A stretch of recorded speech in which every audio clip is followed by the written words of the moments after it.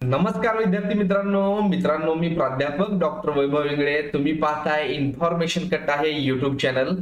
मित्रांनो, एक नवीन अपडेट आजच आलेला आहे आणि CAP registration date LLB 3 year ची चेंज झालेली आहे.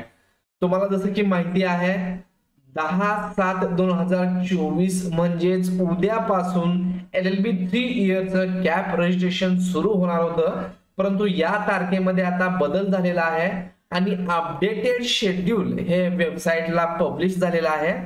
हे वेबसाईटला आलेलं अपडेटेड शेड्यूल काय आहे, नवीन अपडेट काय आहे हे तर आपण पाहणार आहोत.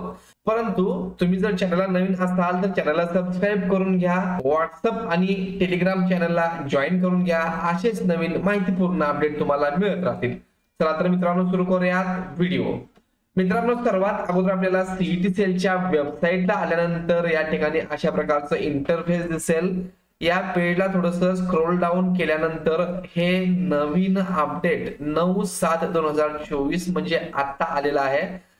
Updated schedule for centralised admission process academic year 2024-25.